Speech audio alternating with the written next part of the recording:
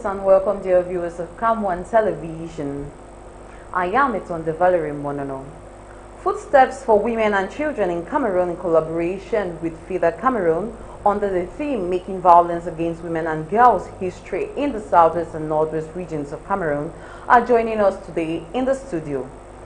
I'll be right back with our guests and the reason for their visit.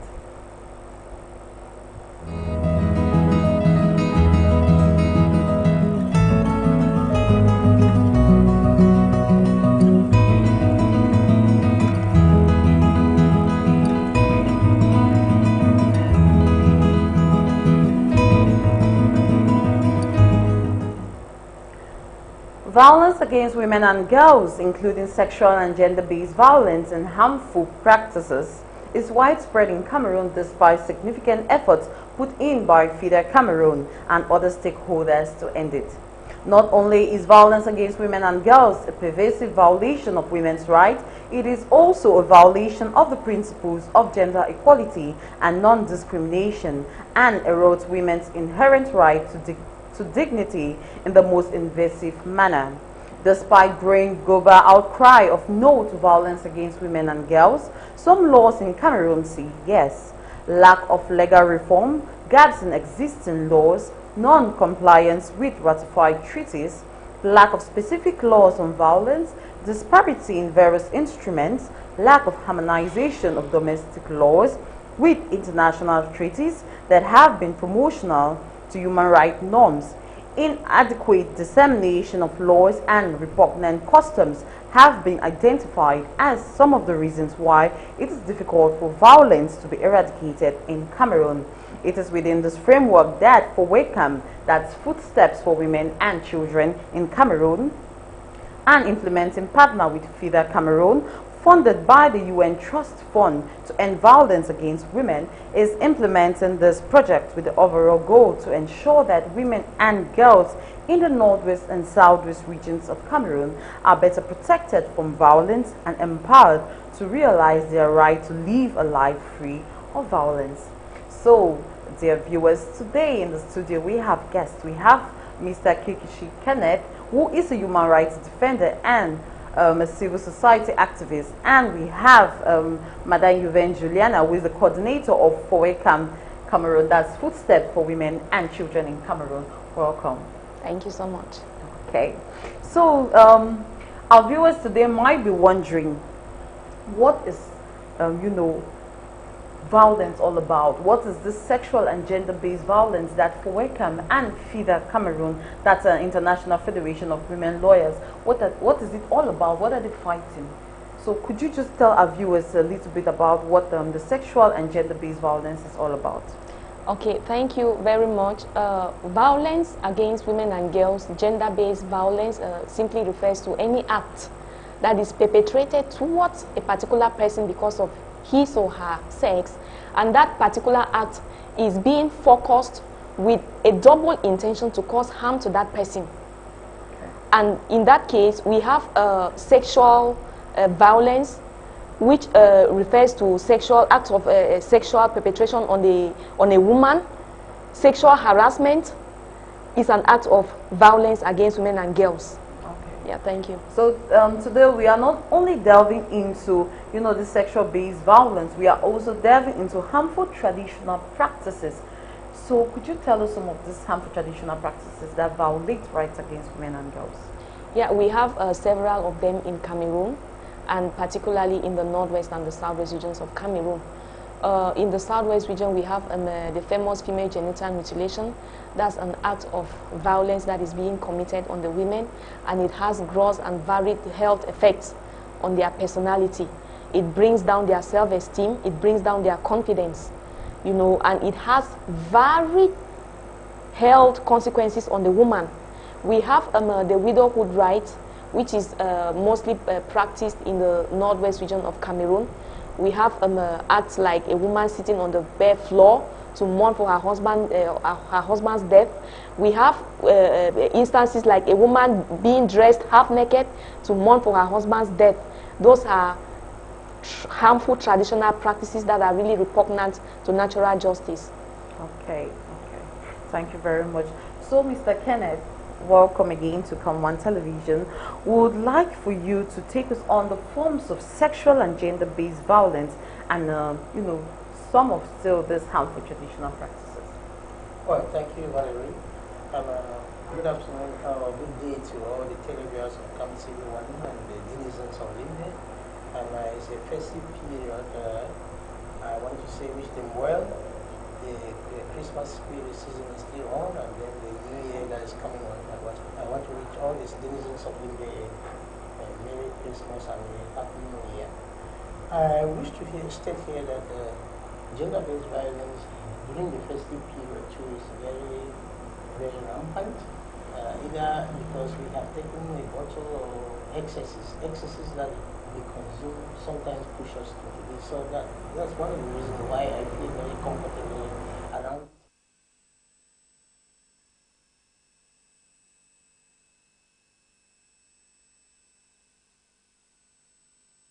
The Northwest and Southwest regions are facing conflicts, particularly conflict periods and conflict areas are very prone to violence. That's the reason why equally, I think Fida and Fowec with other partners have chosen to actually highlight the Northwest and Southwest region within this period, because violence and the conflict already has a lot of violence on women and elderly persons, children. Gender-based violence is not about the sex, it's also about the status. Maybe you come from a background that makes you vulnerable to violence. You can see gender-based violence perpetrated on children, boys in a different way, girls in a different way, women in different ways, and men, surprisingly. Though the international conventions mostly protect women because they are the greatest victims, and equally because we are in a kind of male chauvinist society where the male dominating attitude tends to, structural violence against women is very feasible because the structure, whether it's traditional structure or even the political system, the policies, the laws in place do not have enough guarantee for women. You ask about the forms of sexual violence, we think about rape, forceful early marriages where people are rape is very rampant, especially in the Northwest and Southwest regions that are in the country, either perpetrated by armed groups on both sides, non-state armed groups and even the state armed groups. There are lots of cases of sexual abuses on girls, arbitrary arrest and detention. Sometimes people that are financially vulnerable, when they do not have enough to pay to release, they become sexual tools. And then a lot of human trafficking around this period in the conflict areas that render a lot of women sexually exploited and abused by the perpetrators, either as a result of the fact that they are financially vulnerable or the fact that they even have lack shelter. So those are some of the reasons that you find sexual abuses being perpetrated on women, or children, or boys, or girls because of shelter, displacement. We have a lot of internally displaced persons that are wandering the streets of major cities in the Southwest and Northwest. And some of them have decided to take on cargoes around the parks, the motor parks, traveling agencies, and so, which exposes them to lots of sexual-based violence, and then forced prostitution. Girls are forced into prostitution. Imagine a teenage girl, teenage mothers that need to feed their children, and then maybe she has one child, she needs to feed the child. And then the fact that schools too, in the Northwest and Southwest, in some communities where the conflict has highly hit some communities, schools are not going on, children are exposed to all forms of sexual abuse and sexual exploitation. And very denigrating situations with child labor is one of those reasons that will force children into sexual harassment, because children, you see, in the case of our major cities like Limbe, Boya, Tiko, Montengele, Kumba, you see children of teenage age, selling as far as 10 p.m., 12 p.m. in the night in a congested area, in areas that people, they expose themselves to alcoholics and so and drug addicts. So those are some of the reasons that expose children and girls and women to sexual exploitation, because they try to fend for their families, displaced and wondering, you know, to have a piece of bread on the table, so they go late into the night. And the fact that we don't, our policies, we have ratified a number of international treaties, yet the implementation or the putting into effect these things is still it takes so long time. Now the perpetrators go unpunished. So those are some of the reasons that we talk about. Think of breast ironing, which is a harmful traditional practice, I should already say. And in conflict times, we are thinking about women that have lost their husbands, and very soon they will be deprived of land, their land rights. That's gender-based violence. And property rights, even, you know, some people have had their houses being burnt, and documentation of their properties also consumed by the flames. And now, very soon, they will start to have face problem because they will not have the documents to show proof of ownership of whatever property they had. So those are the kind of gender-based violence that even in conflict situations, you will see being highlighted because of the situation that we are in. Okay. So, Madam Juliana, could you just tell our viewers a little bit? We've gotten some of these forms of violence against women and girls, the breast ironing, the genital mutilation. So can you just get us through some of the causes why this type of violence actually is conducted in our society, especially in the northwest and southwest regions of Cameroon? Yeah, to the best of my knowledge, I think ignorance is one of the causes of gender-based violence and violence against women and girls. Why? Because most at times our populations, our communities are not being sensitized on what gender-based violence and violence against women and girls is all about. And then secondly, I want to believe that poverty too, it's one of the causes, one of the severe causes of violence against women and girls. Reasons being that when a woman is not empowered, you know, she is prone to being a victim to some of these abuses on her. Imagine a woman who doesn't have anything to do and comes across a man who promises her heaven and earth or heaven on earth, and then she will not even think of the consequences abiding to such promises. She will get into a relationship, and somewhere along the line, because she cannot provide certain things for herself and relies on the man, you will realize that along the line, the man will start abusing her. We have a pertinent case that we met in one of our communities, during which a woman, you know, this woman has suffered serious violence in her home. The husband had been, you know, seriously maltreating her because she didn't have something to do. Each time she will ask the man, please for money for this, please for money for that, I need money for this. And at one point in time, the man was fed up. At one point in time, the man was fed up. And when we came across her, just like they say, when you empower a woman, you have empowered, you know, a complete household, a community, or a nation. And we tried to investigate to find out what she could do.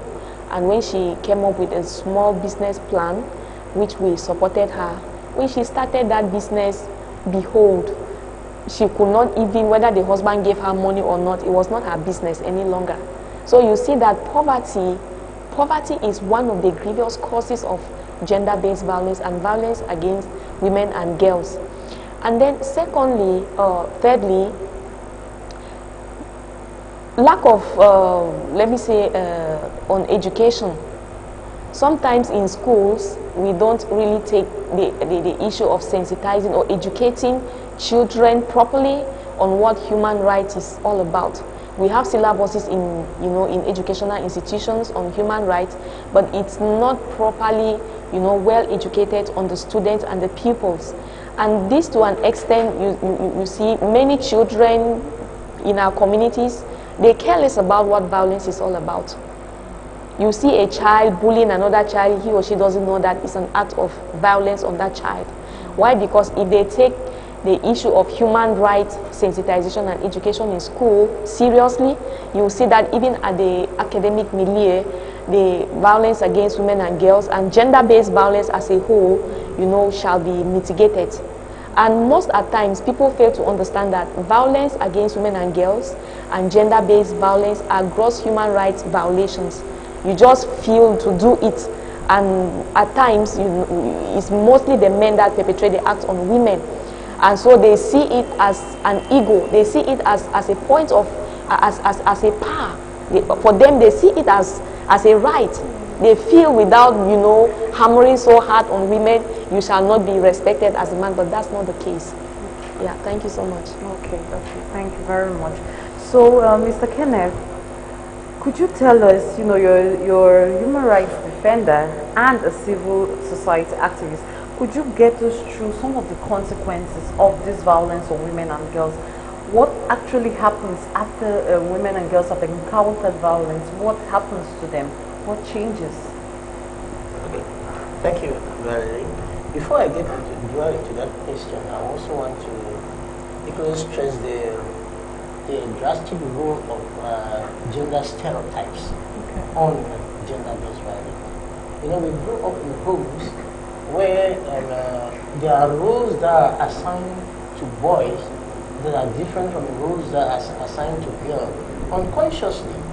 And this leads to a kind of inequality, rules that bring inequalities and make the boys to feel superior over the girl child in the house. Those are stereotypes, like science is for boys, household chores are for girls, you know, watching television is a boys thing. Playing football is for boys, and you know, you can for girls. No, the children grow up now to know that they are born differently, and that the rules that they are supposed to play are different roles. That childbearing is for the woman, and so when you implement a girl, your only role is just to implement a girl, and then her role is to take care of the child. And so these are some of the gender stereotypes that have helped to build inequalities in our mind and in our society, to become a kind of structural violence, because the society has these structures that believe that these are the rules of boys and these are the rules of girls. Now, the consequences, therefore, will be that once we are growing up and because of my superiority complex that I have over a woman, and I think that one of the ways to show my strength is to give her a slap, so that she feels clean and respects me like a man. Now, you see some women with one eyes, some women have, you know, like 2 teeth, some women have, they are in the hospital. To the extent that even at pregnancy, you see women that have had miscarriages. They can count several miscarriages because of torture, because of violence by their husband, which to the man was just to show his prowess, his manhood, that is strong. And you bear with me that there are some communities or some cultures that tolerate it. That for a man to show that he's a man, he needs to, you know, when he talks, a woman should bow because of his physical strength. You know, just like maybe some cultural practices that kind of which eating was forbidden, and it requires a lot of physical strength. Some men keep having good wives in their home, but they were able to split firewood, so they were considered to be carrying.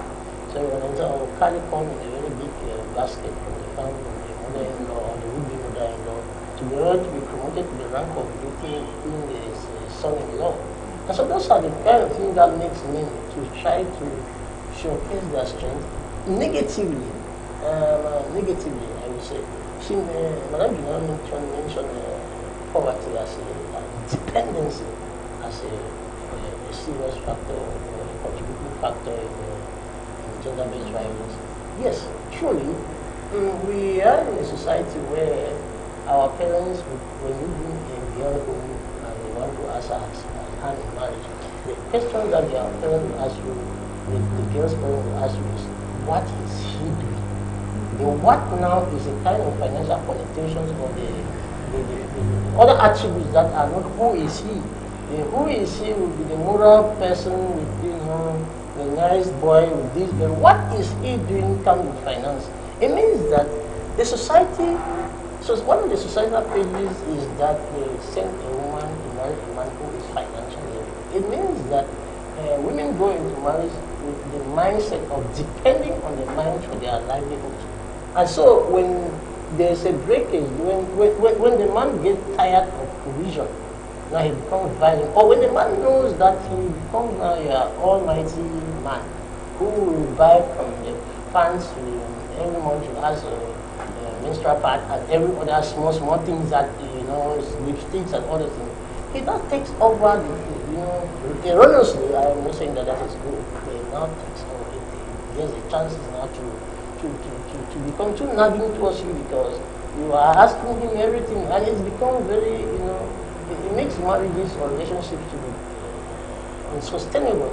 So poverty is a serious factor. And you would also bear with me, today maybe we have focused our mind on gender-based violence as in the case of women, but men equally go through a lot of gender-based violence. I will tell you that shockingly, we had a workshop in Yaoundé some years back, and some NGOs had carried out a research in some quarters in Yaoundé, and they came up with shocking revelations about some quarters in Yaoundé that gender-based violence was instead the reverse order in those quarters. Men were the ones that suffered 70% of the gender-based violence in those quarters. So it's not about men, it's not only about children, women, children and girls, it's also about men too suffering gender-based violence. And if you look at the reasons, it is also a dependency reason. Most of the time it's because of financial capacity. Once a man gets into a relationship where the woman is the one, the pay package of the woman is heavier, he starts to feel that inferiority complex. It sets in, and then it makes him not to be very susceptible to and vulnerable to be cheated by a woman. You understand? You see men that are the ones washing dishes, cooking for women, and then the woman will shout at them, and then the woman will also come late in the house, and he can even beat you or do something that is funny. Those things happen. Now, one of the in recent years, one of the consequences of gender-based violence has been the dress code. The dress code for the girls. A lot of people seem to think that women human rights defenders think that dressing should not be violence on women should not be attributed to dressing. But that is just a reality that is one of the major causes of gender-based violence in this case.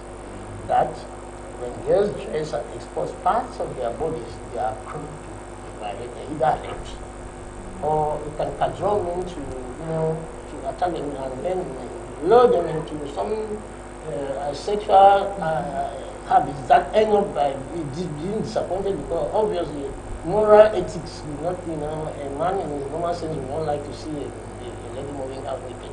You are mentioning the fact that traditional practices that are harmful when a woman loses a husband, they expose her, she moves out naked. Then we see women today who are having their husbands and their wives or boyfriends moving out naked, and that's a call for concern. I'm not saying that should justify any act. As a human rights defender, I don't think that should justify any acts of violence on the women. But I'm saying that it is a cause for concern too.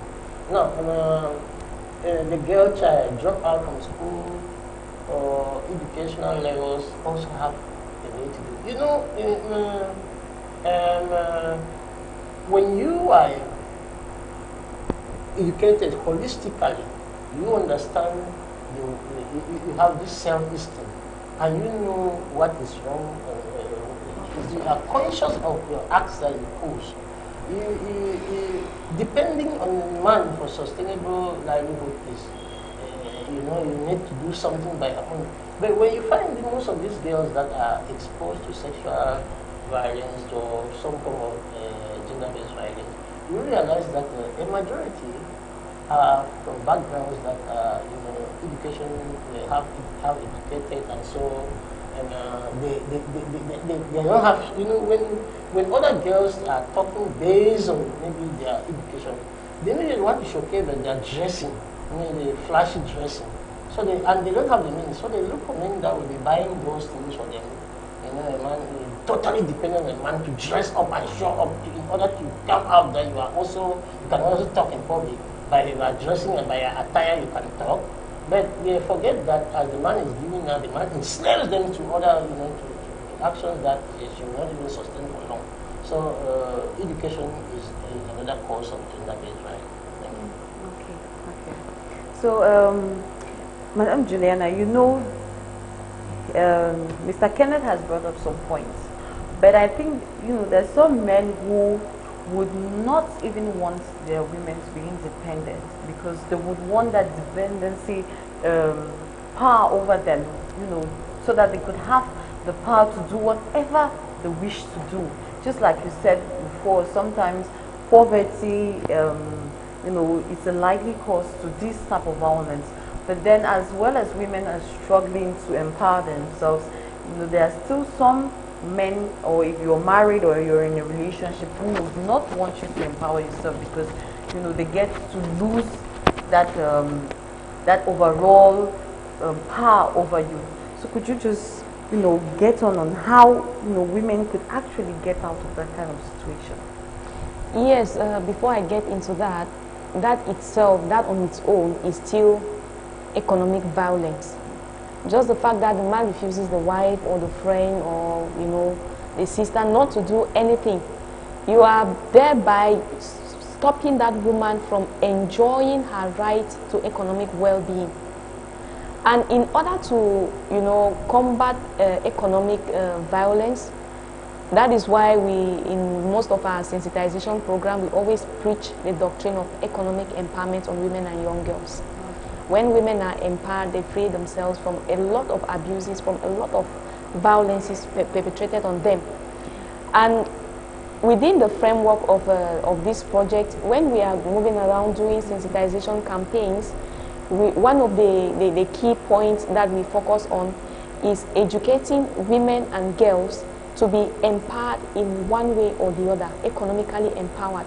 Economically empowered could be you find yourself doing any activity that can generate income for you to solve to take care of your particular needs. That is economic empowerment. You accommodate yourself with something that can generate you income, and when you are empowered, you have less time to focus on issues that are unimportant to you. Imagine a woman who runs her business. Each time she gets up in the morning, if she has children, she takes care of her children to go to school, and immediately after that she rushes to her business center. She is more concerned with making her business to grow. And in that case, when she comes back home, she is tired. She will have less time to even exchange words with the husband, fight or quarrel with the husband. So the key point is, let every woman have something to do. Let every woman be empowered. They say when you empower the woman, you have empowered the whole nation. Empowered women have a lot to contribute in the development of their communities in one way or the other. So let every woman be empowered. And to you, any woman that has, you feel very comfortable sitting to depend on your husband, beware, tomorrow you'll be a victim of violence against women and girls. Yeah. Thank you. So, Madam Juliana, we were still going to delve into the consequences. Some people out there might be thinking violence, like restriction and all the other type of violence that you've sorted out here. They might not know how the gravity of the situation, what it could actually lead to. So, we'd just like you to tell our viewers how far violence can actually affect a person and even the society in which that person lives. Violence perpetrated on either both men or women has led to varied consequences on them. Now, one of the consequences of violence against or gender-based violence, you have physical consequences depending on the kind. The consequences that is meted on somebody depends on the type of violence that was committed on that person. And now, when we look at physical violence, it could result to it could result to assault. When somebody is beaten, you can see the person with swollen faces, a lot of bruises on the body. It could lead to psychological torture. Imagine you get up one fateful morning and then your husband punches you well before you leave the house. The whole of that day, you'll be psychologically disturbed. For most women that don't feel comfortable when they are being beaten for corrections, physical violence leads to consequences like psychological trauma. It could lead to, you know, even death. There are women who have been killed in the process of being beaten. Of recent, we have received about approximately 3 cases of violence that have been perpetrated on girls that led to their death. Being maltreated and beaten by their boyfriends or husbands that led to death. It could lead to, you know, a physical disability. There are women with swollen faces, with disfigured faces. There are women with, you know, amputated legs or hands that were, or men that were being beaten. We cannot count the number of, you know, such cases that have resulted as a result of this Anglophone crisis. Many women have lost many parts of their bodies. Many men have lost parts of their bodies. That is what physical violence could cause. And now when we go to emotional violence, which simply means acts that are perpetrated on you, you know, to have something to do with your emotions, to torture your emotions. That's what emotional violence is all about. With emotional violence, it comes with, it brings forth psychological trauma, psychological torture. You cannot even think well. And when you're psychologically traumatized, it affects every other activity or every other sphere of your life. That is what emotional violence could do. Imagine a rape. You are being forced into sexual intercourse. It has resulted to victims or survivors contracting HIV and AIDS. Some have ended up being pregnant or unwanted pregnancy for what they did not even plan for. It has resulted to a lot of health consequences on them. So I want to believe that when any violence is committed on somebody, it brings forth a lot of consequences, and it varies from psychological to even physical consequences and emotional. So, Madam Juliana, I just want us to delve into how Fowec, that's Footsteps for Women and Children in Cameroon, and Fida, that's International Federation of Women Lawyers. How do you collaborate to combat these social vices? Yeah, for instance, we are here today to talk about gender-based violence and violence against women and girls. Okay. This is a part of our activities to sensitize the general public to know what gender-based violence is and what violence against women and girls is. We organize workshops with traditional rulers, community leaders, men and women, you know, to sensitize them on harmful traditional practices and other forms of gender-based violence that have been noticed, you know, rampantly growing in their communities. And with this, you know, chiefs have a lot of role to play at their community level to combat these social vices.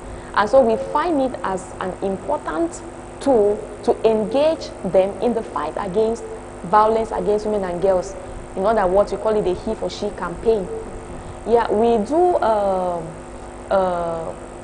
encourage women and girls to be economically empowered as well. And in order to handle some of these issues at the legal level, Fida runs a legal aid clinic, and they provide pro bono services to victims and survivors of gender-based violence and violence against women and girls. So sometimes survivors or victims feel uncomfortable, or, you know, they feel comfortable to stay quiet because they don't even know where to run to. Fida head office is at Motengene, opposite the health, what do they call it? Opposite dental care clinic at exactly a liberal law firm. That's where Fida head office is. They run pro bono services, legal pro bono services to victims. There are many cases that Fida has, you know, organized in the court that were not paid for, and is being held to support victims and survivors of gender-based violence. We also do referral services, especially for those services that we cannot provide, especially the health services. There are many other organizations that we refer such cases to. For instance, where a woman was raped, there are organizations that focus on that before, before coming up with a legal investigation on what should be done. We always refer such cases to organizations that render such services. So we do referral services, Fida does pro bono services, and Fowec on its part does a lot of sensitization programs. Okay, okay. So Mr. Kenneth, could you also take us on the methods which Fowec and Fida, the methods they use to encourage victims, because victims who are going through violence, they're scared, and even those who witness violence, they might be like, let me mind my business. What if I get to tell this organization and it's found out that I did? I might be in trouble. And even the victims might be scared. So what are methods you use to encourage victims and even onlookers to get to Fowec and Fida and get the help they need? Well, I want to say that most of the civil society organizations that are dealing with gender-based violence work on the principles of humanitarian principles of do no harm. So we mainstream protection in our activities. If at the end of the day, somebody who reports a case of gender-based violence is not protected, if the person's names are brought to public, and then he or she becomes a subject of attack, then it means that we did not do our job well by protecting the source of our information. So protection mainstreaming is one of the things that all civil society organizations endeavor to do in order to do no harm to those victims and source of their information, focal point persons who are sources, most of the sources of their information. Now, another thing that these organizations do is best practice sharing and partnership with other civil society organizations. I'm not a member of Fida, I'm a member of Fowec. But I'm today on this platform sharing the best practices that I know that Fida and Fowec have been partnering together. Yeah.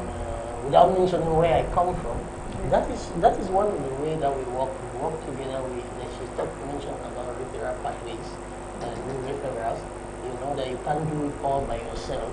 Because I have a case, I know that Fida has a strong, Fida can mobilize female magistrates. You know the bias in the case to handle it better than the male. I will refer it to Fida instead. Rather than trying to do it without the means and the capacity, the technical expertise that Fida has. You understand? So those are the things that we do. Best practice sharing, collaborations with all NGOs. After all, we are working in a space where we are not competing. We are complementing each other actually in order to make our voices heard. We are, we align ourselves to do what government cannot do. But since we don't have the means, we need to collaborate, and there's a lot of cohesion in our activities. We don't duplicate activities. We Fida, Fowec, and other institutions are working in partnerships, and that is a kind of best practice sharing that also helps to reduce. Now, we are going to forget about the social consequences of gender-based violence, and she started mentioning some. When you have emotional stress and then continuous violence and domestic violence, it leads to separation. The man and woman, children is separate. Children are divided into either 3 quarters or 2 quarters, or one person takes all the children. Now, one of the consequences is that children from separated homes end up being very radical sometimes. When they have witnessed violence, they become prone to violence. They become very radical. They become very extreme. If it was perpetrated by the man to the woman, you don't want to even see a man again. They know that all men are violent, like their father or like uncle or so. So it gives them that kind of bad feeling when you see a man around their mom, or if it was perpetrated by the mom towards the father. Children will, and the children, they are in support of their father. They will start to hate even all mothers that they see resembling their mom. So it has a very drastic social consequence. Now, we are talking about a conflict in which we are trying to fight extreme violence and radicalism in youth. And this is one of the reasons that caused some of the youth You see some of the youth will hold the gun and do a lot of havoc. The society is just looking at them as being mad, drug addiction, and all those things. They don't know where it is coming from. It is coming from a group or from a home that they have experienced violence. And so it makes them to lose hope in the future, to see life, with from a different perspective, unlike maybe some people who are lucky to have been brought up by father and mother, even without extreme violence, quarreling that was always sorted out, the appeasement brought in. These children become too violent. If you go into primary school research, you realize that a lot of children in primary school, you look at violence in school, you start to trace the background, you always start to see. So it has to be handled with caution. Those children have to handle with a lot of caution so that they don't get too radical, because they are either seeing a picture of a teacher even standing in front of them, they are seeing the teacher from a different eye, like unlike me or you. And you understand? So there are several social consequences of this that we need to handle with caution. Imagine that somebody is already lose self-esteem. And when you lose your self-esteem, the only form of expression becomes violence. You understand? The only form of expression becomes violence because you see yourself like an outcast. You don't see yourself empowered to also do things for people. So there's a lot of psychological things, and then women for the most part have mental issues, which is in other places we have psychosocial centers and counseling units, and a lot of therapeutic activities take place within these centers where women from torture homes they try to bring them down, to calm them, to integrate them into society in a very different manner. And I think that as we were talking in the period of crisis, because the project is focused in the Northwest and South, particularly because of the conflict that we are having in the Northwest, which makes gender-based violence to be, again, very high. And within that context, both our state authorities who are talking about the construction should also be thinking about recovery. The recovery process, we will be thinking about integrating people that have suffered psychological stress from issues, handle them in a different way. It's not only about building a house, bringing them back into their place of origin, whereas the crisis, their own departure, or they were displaced by psychological and emotional stress that they suffer within the country, needs a lot of other emotional build-up. Thank you. Okay. So, Madam Juliana, please, could you take us on some of the means through which victims are encouraged to come up, and also you will tell us on how Fowec and Fida collaborate to protect the victims when they actually come up? Yeah, like I said before, Fida runs a legal aid clinic, and for victims that come up to Fida, they are not being taxed. Sometimes when you have a case, you visit the lawyer's chambers, you have to, book for the consultation fees before your case can be taken to the next level. So Fida does this runs this legal aid clinic at its own way to encourage victims of GBV and gender violence against women and girls to come up and speak, and speak up and open up, such that perpetrators can be held responsible for their actions. Again, we run psychosocial counseling. We offer psychosocial counseling to victims of gender-based violence. And sometimes before we come across these cases, we get into the communities, we pass through the chiefs, to investigate and find out on the recent or current GBV cases that are incidents that are going on in the communities. And when we come up, when we come across such, we try to work towards the victims, to build their psychology back, to encourage them, to counsel them. And during counseling, it doesn't necessarily mean that when you're counseling a victim, you expect that victim to speak up. You simply just encourage the victim or the survivor to build back the self-esteem. There are many of them that you find in communities that they just find themselves isolated. They don't feel comfortable, you know, mingling or with their peers. And when we come across such, we try to encourage them. You just talk to them, you build their self-esteem, you encourage them on everything about life. There are many of them that when you encourage, you talk positively to them, you speak comfortable words to them, you know, before you know it, they come up to you and they share their experiences. And behold, for any case that we have ever received, we try to handle it with utmost confidentiality. All the cases that we receive, we have always handled them with confidentiality. And since this project started, Fida has received many more of such cases. Fida has received many of them. Many of them have come up because they have seen that the services that we provide, we provide quality services to our clients, and the survivors of GBV and violence against women and girls. Okay, so Madam, we're about rounding up this program, but we cannot round up if we'd just like to get the points from you.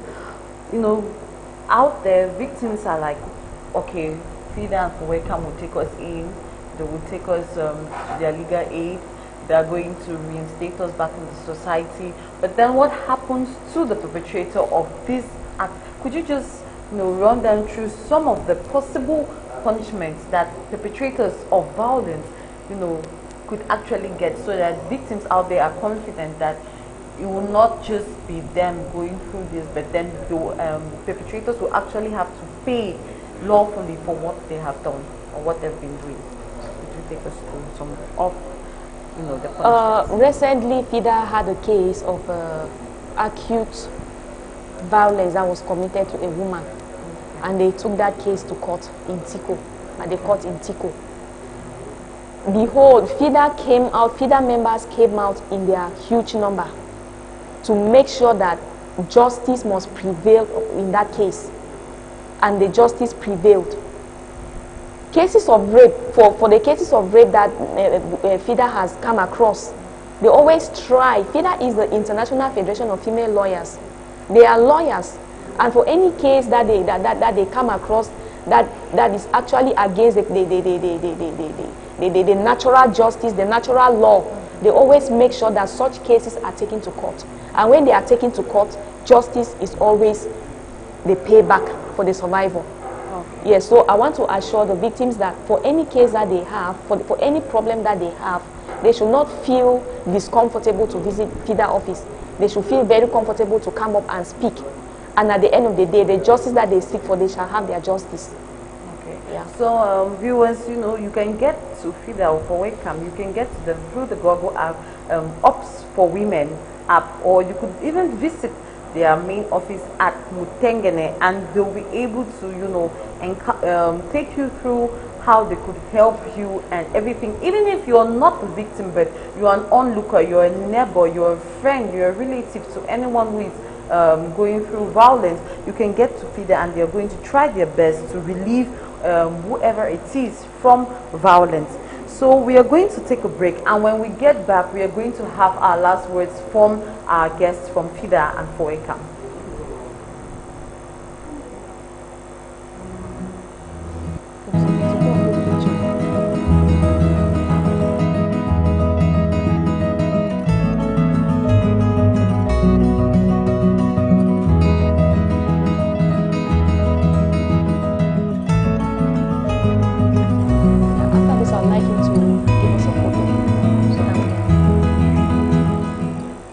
Welcome back, viewers. You're still on CAMEROON television, and I'm still your host, Valerie Monono. In the studio, we still have Mr. Kikishi Kenneth, who is a human rights defender and a civil society activist, as well as Madame Yuven Juliana, who is the coordinator for Fowec, which is Footsteps for Women and Children in Cameroon. And they're here today to talk to us, you know, Fowec and FIDA Cameroon in collaboration. They are here to talk to us, you know, against, you know, this fight against women and violence against women and girls in the southwest and northwest regions of Cameroon. They're here to create awareness, the ills it actually bestows in our society, and how much it's terrible, and how we could actually combat it. And if we can't alone, we could actually get to Fowec and Fida so that they could help us through, whether it's legally or it's emotional or it's physical, whatever means they can, they are going to get you through violence. So we are going to have our last words, and we'll start with Mr. Kenneth. So could you give us last words to our viewers? Yeah, well, Valerie, I want to thank you for creating this space for us to talk about gender-based violence. I wish to say to the general public, fans of CAMEROON, that what we are doing here is naming and shaming a lot of perpetrators.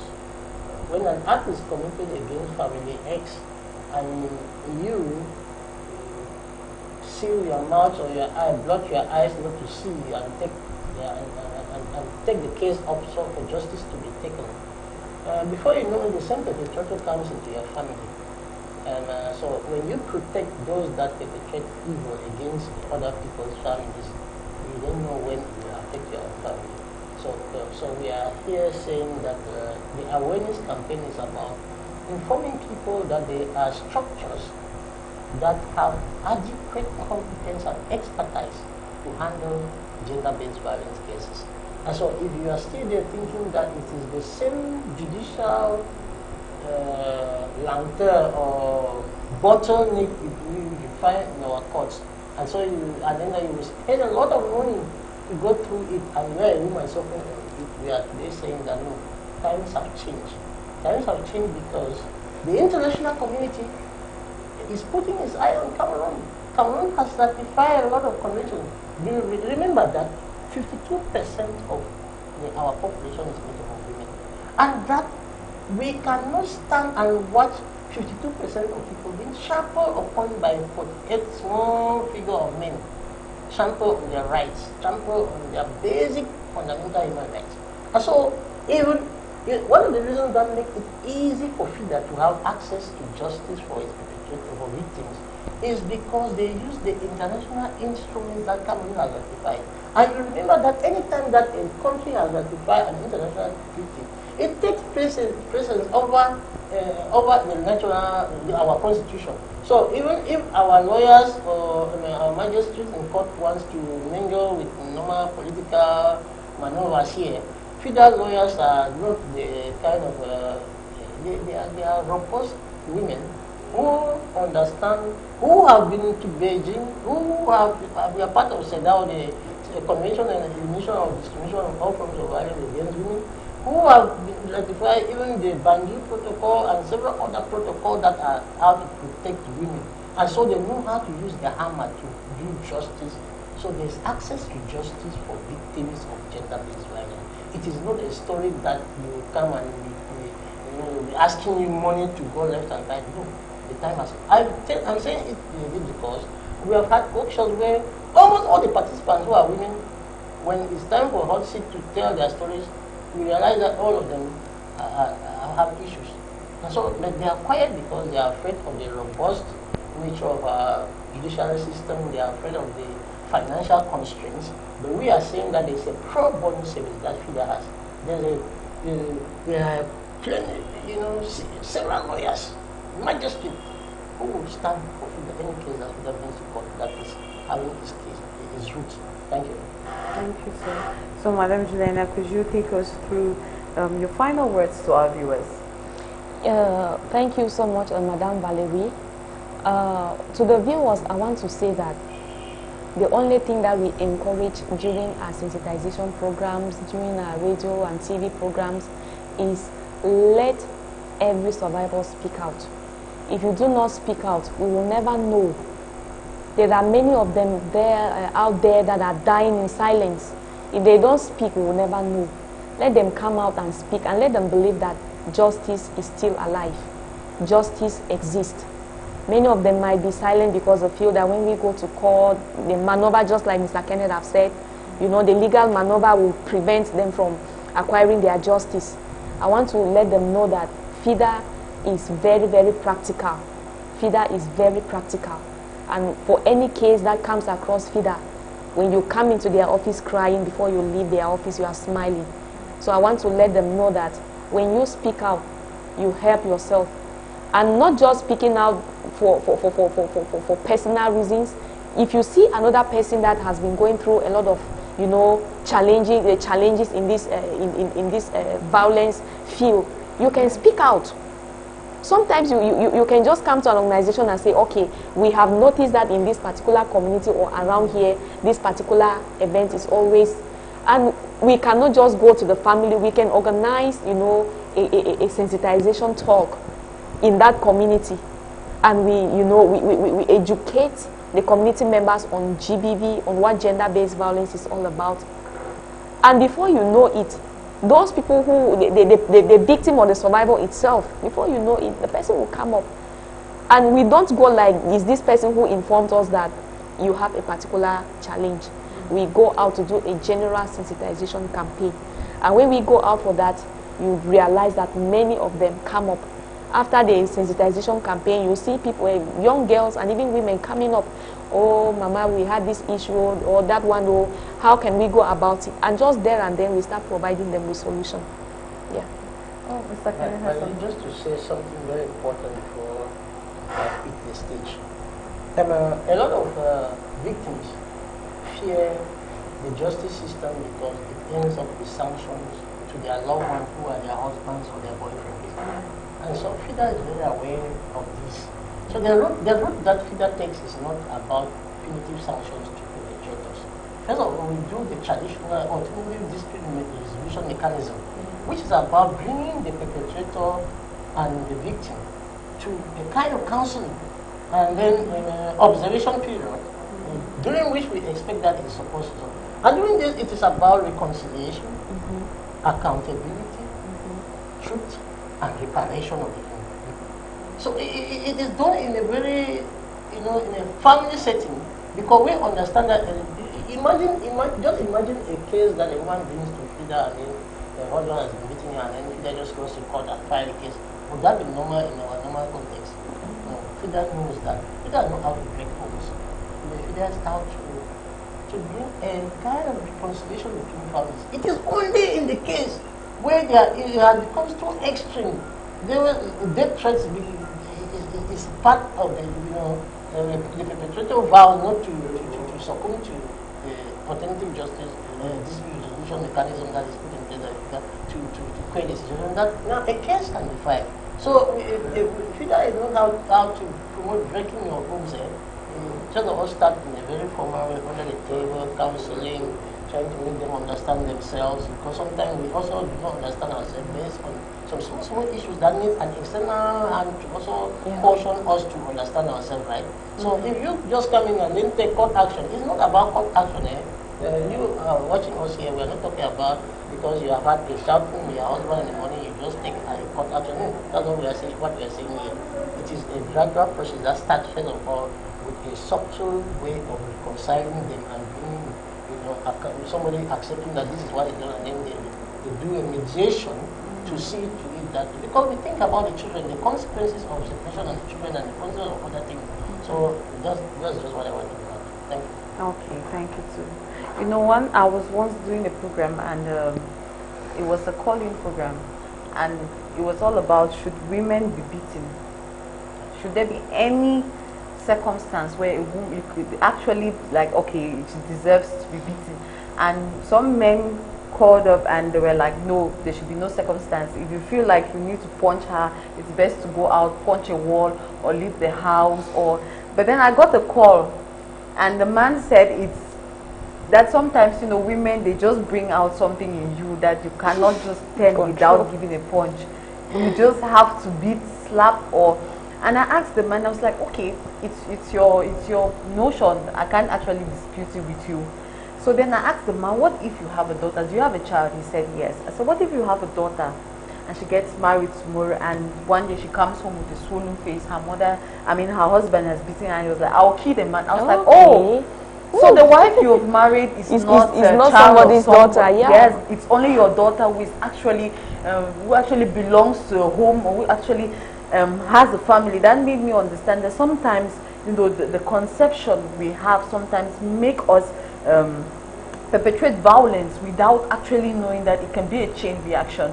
You know, you wish to beat your wife if she actually doesn't toe the line, and you forget to know that you have a child who might be beaten someday by some man, or maybe even killed in some situations, and there's nothing you can do because you're not thinking in the same light. Like, all of them are women, all of them are girls, and they're supposed to be protected. And that's what Fida is fighting against. You know, violence against women and girls should not under any circumstance be perpetrated, should not under any circumstance, you know, be condoned. It should be eradicated from our society, and we have to start from our homes, from our personal activities. And when we get there, we'll eradicate it from our homes, from our community, from our nation, and why not even the world.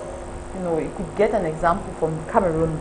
So, dear viewers, we've come to the end of this program. In the studio, we had Mr. Kikishi Kenneth, who is a human rights defender, civil society activist, and we had Madam Juliana, who is a coordinator of Fowec Cameroon, that's Footsteps for Women and Children in Cameroon. So this program was a collaboration between Fida, which is the International Federation of Women Lawyers, and Fowec Cameroon. And we've come to the end of this program. I'm your host, Valerie Monono, and I guess we'll see you next time. Have a good day. Okay, who do we invite to give us a